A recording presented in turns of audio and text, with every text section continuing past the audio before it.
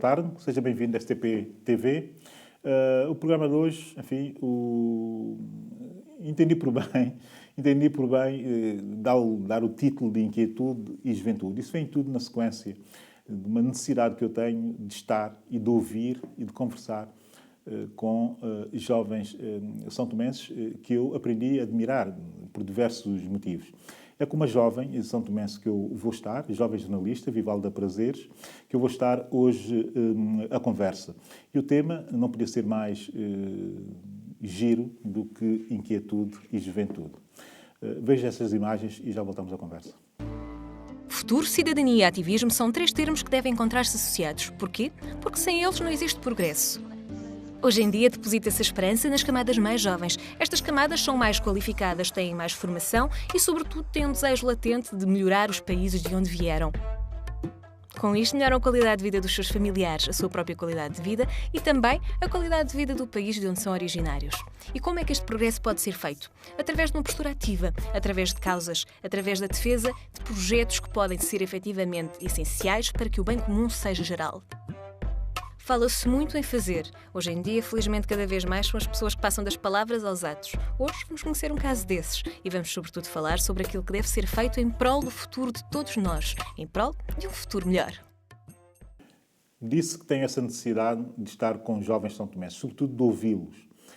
E ouvir jovens é tentar perceber o que é que o país poderá ser no futuro e quais são as tendências que já estão a viver no presente.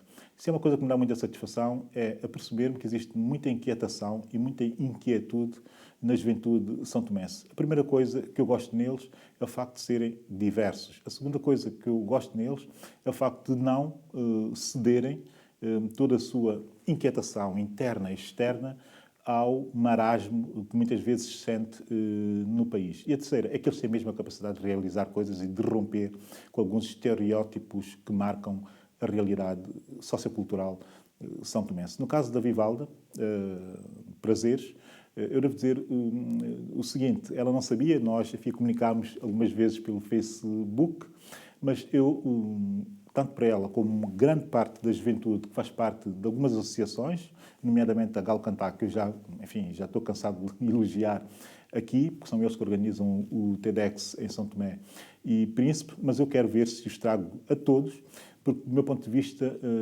personificam aquilo que é a dinâmica e o dinamismo que um país que precisa de se desenvolver necessita para que, de facto, o desenvolvimento seja possível. Vivalda Prazeres, obrigado. Muito obrigada.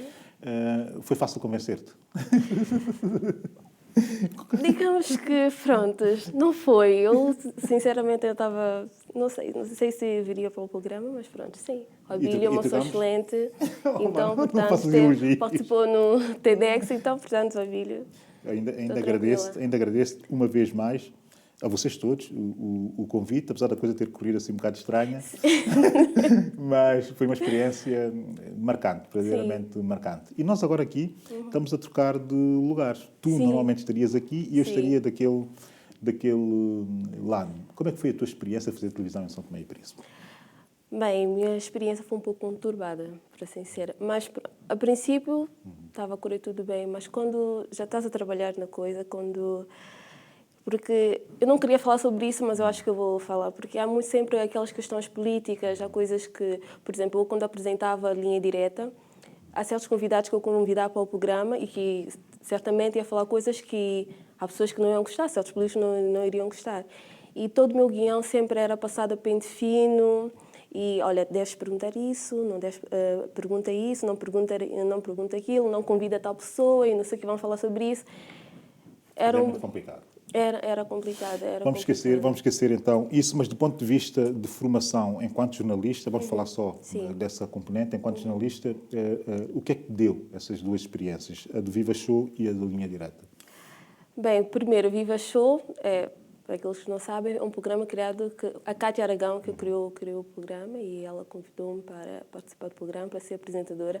Para ser sincera, eu quando fiz jornalismo era para estar mais por detrás das câmaras e para mim foi Foi um desafio. E para nós ele foi, né? Gostei muito de ter apresentado o Viva Show, porque é um programa de entretenimento, é uma coisa que os jovens em São Tomé ainda não tínhamos programas de entretenimento.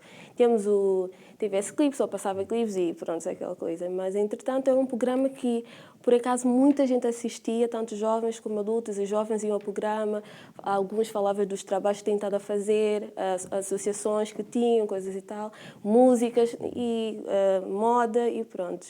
E Linha Direta era já um programa mais sério, né?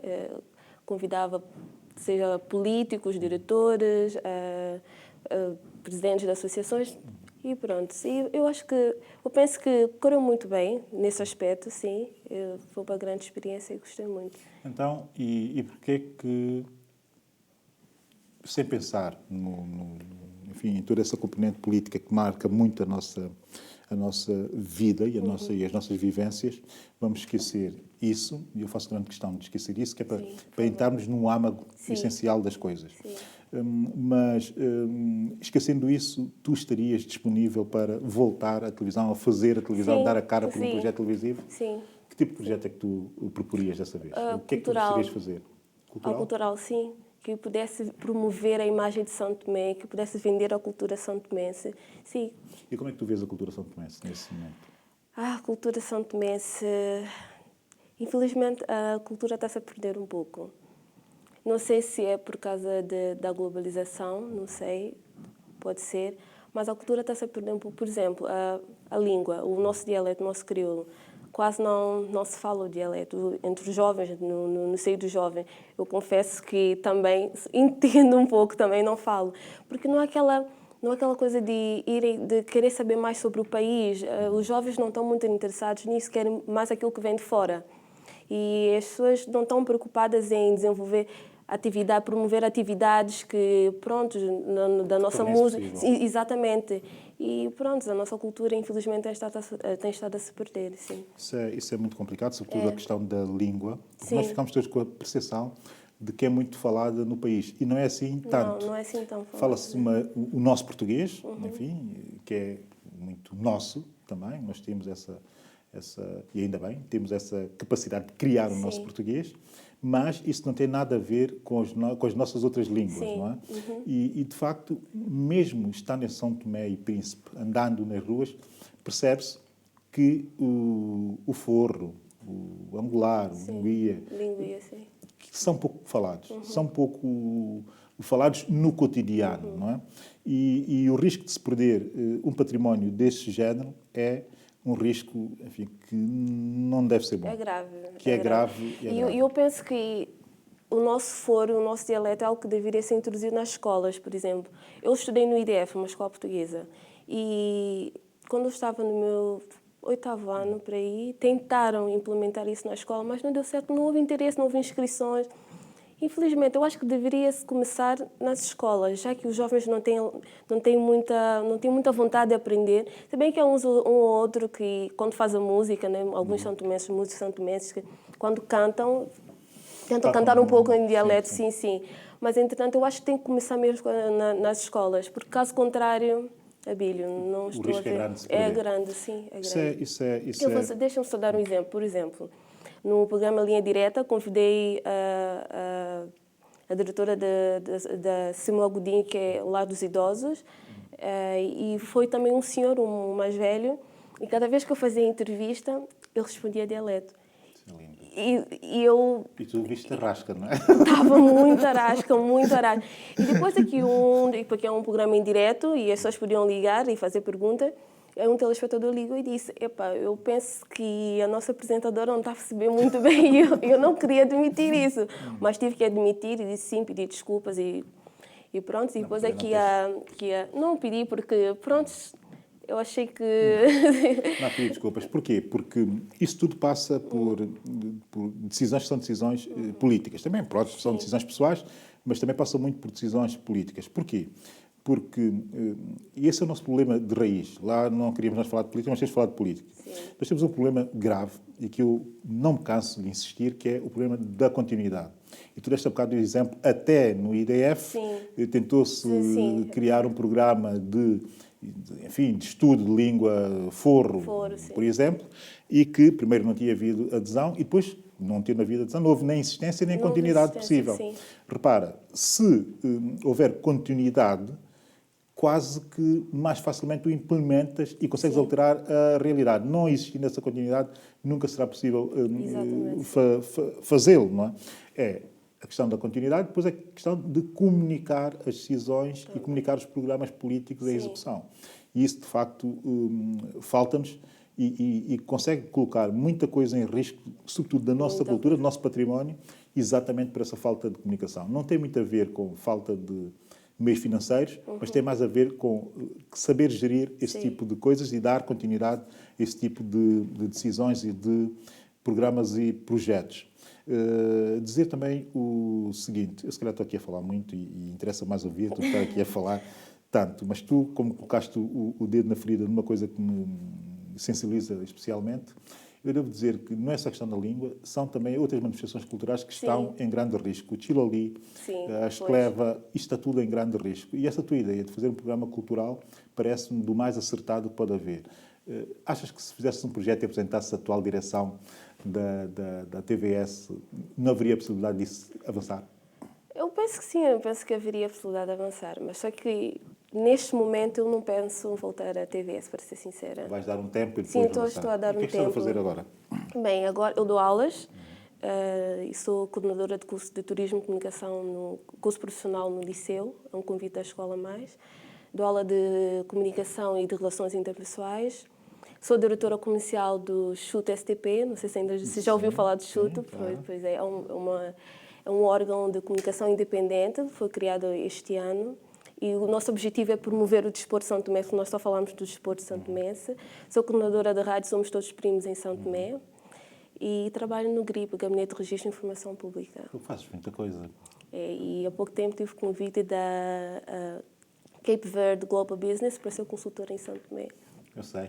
Depois me convidaste a ir dar uma palestra. Sim, convidei depois. Que não, que acabou por não acontecer. Agora, como é que tu fazes gestão do tempo que é para estar a fazer tanta coisa simultaneamente? Pois é, o meu tempo, eu tenho um dia sempre ocupado, muito ocupado. De manhã à tarde no GRIP, no gabinete, à noite dou aulas à noite e outras coisas, graças a Deus, como o Chuto, a Rádio Somos Todos Primos, eu posso trabalhar em casa e, portanto... E estás muito comprometida com isso da Rádio Somos Todos Primos, que é um projeto, de facto, que eu acho verdadeiramente delicioso, porque via nascer no Facebook. Sim.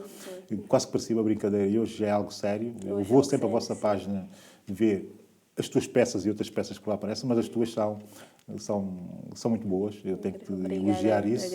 E até pela persistência e até pelo olhar que tu tens sobre a realidade e sobre os São Tomenses. Outros projetos, portanto, já não é possível, mais do que isso que tu tens, não é? E isto também esqueci-me Galo Cantar, assim, como já tinha referido aqui. Sim, também sou uma colaboradora do Galo Cantar, nós organizamos TEDx em Santo Tomé, também fazemos alguns projetos, trabalhos sociais e pronto, E não estás a pensar em mais nada, no momento? Não, neste momento, pelo amor de Deus, não quero mais, não. Já tenho a agenda muito ocupada e para mim está bom assim. Diz-me uma coisa, agora falando e voltando a Galo Cantável, eu tive a experiência de ter estado convosco, no TEDx, como disse, e como tu também acabaste de produzir. A vossa organização é um pouco rompedora, no sentido, enfim, das propostas que fazem para os talks, até na escolha dos speakers, nisto tudo. Porquê essa necessidade de romper? E romper com o quê? Já agora, para entender melhor as coisas, se bem que eu faço muito essa pergunta a cada um de vocês que vem aqui, e cada um tem uma resposta, mas vai tudo quase que no mesmo sentido. Mas que é essa necessidade? Nós queremos fugir um pouco daquilo que se vive muito em Santo Tomé, que se debate muito em Santo Tomé, porque há muitas coisas em Santo Tomé que podem ser debatidas, podem ser faladas e que nós não falamos, porque infelizmente em Santo Tomé sempre concentra-se muito na política, não sei o quê, e temos muitas coisas para falar. Mas essa necessidade de ir a outros temas e de trazer outros temas a debate. Exatamente, porque como sabe, São Tomé, nós estamos numa época, vivemos a globalização, não é? E as coisas estão a avançar. E, infelizmente, em São Tomé, há muitas vezes, para nós falarmos sobre alguma coisa, tem que passar por uma mudança de mentalidades, não é? E o nosso objetivo é isso, queremos levar a mudança de mentalidades em certos assuntos. certos temas que nós abordamos no TEDx. Nosso objetivo é mais Ótimo. esse. Isso acontece um pouco também, e há aqui algumas coisas, enfim, alguns pontos comuns. Isso também acontece um pouco na rádio Somos Todos Primos. Também existe essa necessidade de alguma rebeldia e tal. E é possível ser-se rebelde numa cidade relativamente fechada e conservadora como é São Tomé? É possível. Eu sei que eu sou um pouco rebelde. Algumas coisas que eu escrevo, principalmente no meu Facebook, eu às vezes uso o meu Facebook como se fosse um blog para lá escrever algumas coisas. E não uso a rádio. Sim, eu não uso a rádio para não comprometer um pouco a rádio. No meu Face eu exponho lá tudo. Sim, é possível ser-se rebelde, mas tem que ser muito forte, porque ataques vêm de todos os lados e muita crítica, mas, para ser sincera, não me importo. Não? Estou nem aí. E eu continuo a fazer a minha parte, desde que não ofenda ninguém, não ponha cara de ninguém em... Ou seja, sem finalização, sem personalização. Exatamente, sim. Eu, sinceramente, se eu vejo uma coisa e, na minha opinião, se não está certa, eu vou falar sobre isso. Eu já percebi isso, porque eu também leio o teu Facebook, como tu sabes. O meu pai, que às vezes fica um pouco preocupado, filha, vê lá o que é que tu vais escrever, já muita chamada de atenção, mas eu acho que tem que ser. Eu também acho que tem que ser, e só assim conseguimos mudar o tipo de debate que nós fazemos, que é quase sempre o mesmo e com o mesmo tipo de pensamento, mudar, e só assim também é que se muda a mentalidade. Exatamente. Ou seja, introduzir algumas rupturas e algum radicalismo até em algumas posições que têm mesmo que ser tomadas.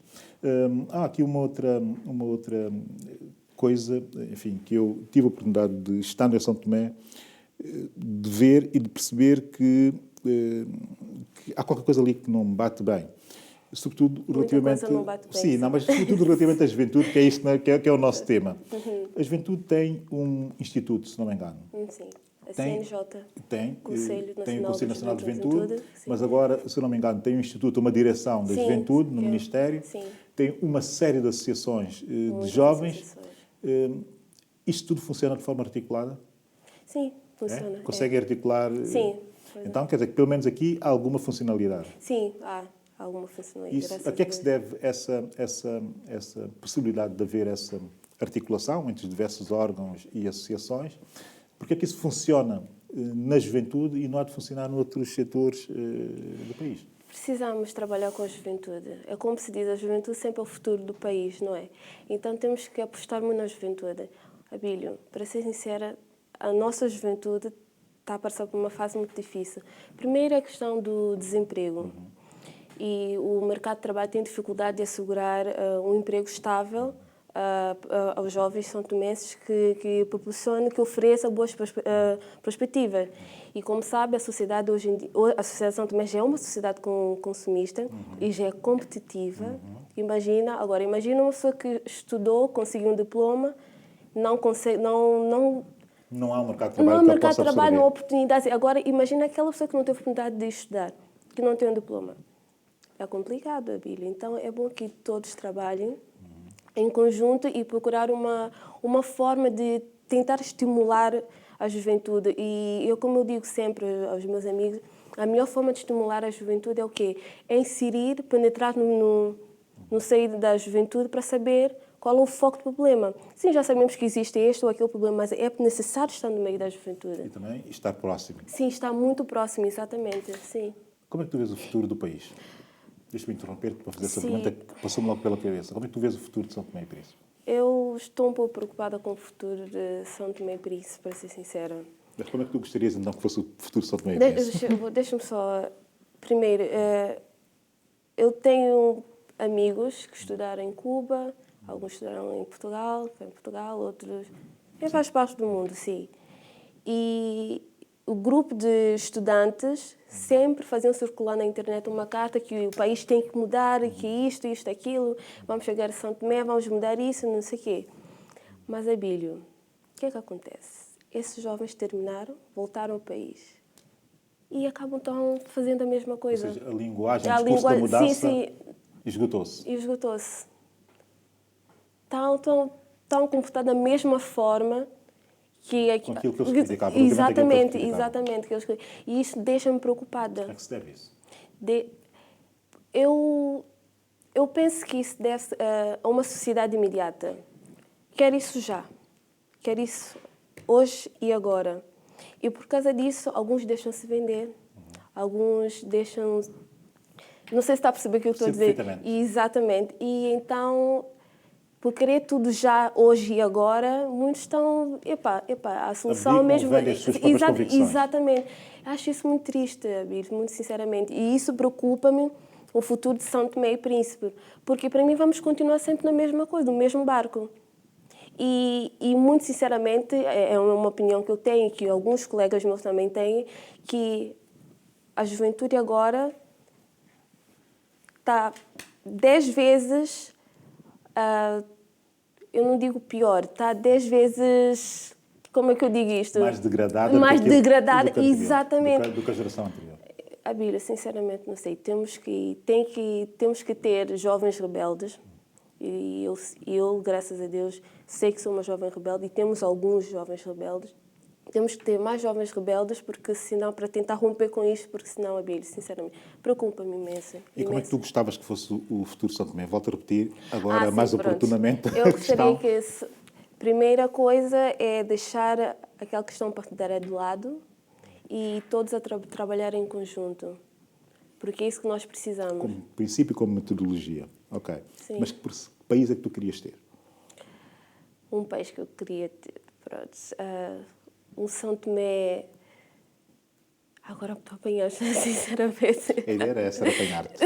Agora tu apanhaste. Sinceramente que me apanhaste agora. Pronto, vamos lá. Menos pobreza, isto já sabemos sim, todos, isso, já percebemos sim, todos, claro, não é? claro. É o que Um ambiente social mais saneado, mais são, sim, também. mais são, mais. sim. Estou-te a ajudar. Sim, pronto. Quero um país mais desenvolvido, é claro, sim. Eu quero um país que nós possamos ter liberdade de expressão. Total, porque sim, temos algum, mas não temos assim. Eu não sei. Tudo muito condicionado. Muito condicionado, exatamente. Eu quero um país em que as pessoas sim também possam dizer: este é o meu país. Este é o meu país, eu terminei, vou voltar. Este é o meu país, eu vou trabalhar para contribuir para o desenvolvimento econômico, político e cultural do meu país. Este é o país que eu quero. Um país que proporcione oportunidade aos jovens, não só aos jovens, a qualquer um. Esse é um país que eu quero. E um país que se mantenha belo como o nosso país é, né? Verde e encantador. Sempre. Ivalda, obrigado. E a ver se esse último projeto, que é claramente um projeto de empreendedorismo com o pessoal de Cabo Verde, que corra bem, porque tem um potencial incrível. Eu gostei muito de ver o potencial daquilo. Eu gostaria muito que o Abílio estivesse connosco naquele dia, mas infelizmente o Abílio não deu mesmo, tinha mesmo que sair. Mas agradeço o convite e espero que haja outras oportunidades. Mas aí eu fiz a apresentação e pronto. Estás a ver como é que eu confio em ti? E correu tudo bem, graças a Deus. Ótimo. Boa tarde e obrigado. Obrigada. Terminei a conversa com o Vivalda Prazeres. Enfim, como podem ver, tudo muito relaxado e cheio de gozo, mas com muitas preocupações relativamente ao futuro do país. Jovens que não têm essa preocupação, para mim, não conseguem ter relevância. O que eu pretendo ter aqui são jovens com preocupações e jovens preocupados, sobretudo, com o futuro de São Tomé e Príncipe, e, enfim, e de outras geografias, que costumam ser convidados a partilhar esse espaço de comunicação modesto connosco. Como sugestão, hoje, um bloco de livro, ou um livro que é um bloco, que é a História Documental de São Tomé e Príncipe, volume 1, que é um livro do professor Carlos Espírito Santo, vulgo Bené, um intelectual são tomense, enfim, de grande dimensão, e que tem tido uma produção intelectual verdadeiramente fora do normal. Nós temos que lhe agradecer, obviamente, por isso, que ele vá fazendo esse registro da nossa história, da nossa memória. Também, enfim, isto é quase que uma obrigação de todos os são tomenses que têm alguma capacidade de o fazer, Mas esse livro é excepcional. E é excepcional porquê? Porque é uma espécie de compilação de documentos. Neste volume 1 só lá estão documentos, que eu volto a dizer, é mesmo um bloco, só lá estão documentos ligados aos acontecimentos de 1953. Ou seja, o vulgo massacre de Batepá, que foi algo muito mais amplo do que simplesmente o massacre. Eu aconselho a todos a lerem aqueles documentos. Alguns são cartas de São Tomé a fazerem requerimentos, a pedir justiça.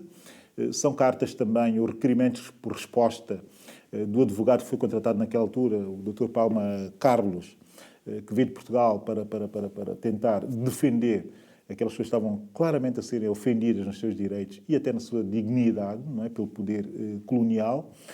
Há também cartas escritas entre São Tomenses. Há uma coisa que eu posso dizer. Estando aqui, eu tenho estado a falar com a Vivalda relativamente ao futuro. Talvez fosse bom para a juventude de São Tomense, mas não só a juventude, mas para todos os São Tomenses perceberem quão digno nós éramos naqueles tempos, quão pouco dados a vergar a espinha nós éramos naqueles tempos de resistência. Não sei onde perdemos essa dignidade, não sei onde é que nós viciámos em partir a espinha e em, enfim, vender as convicções, como dizia a Vivalda, mas em determinado momento foi, e eu acho que é o momento de deixarmos disso e começarmos a pensar num futuro com outras características. Dito isso, termino o programa de hoje. Essa é a STP-TV, a sua nova televisão. Eu sou Abílio Neto. Podem nos ver no canal habitual do YouTube, também no Facebook, no nosso Facebook. Boa tarde e agradecer, enfim, a vossa preferência.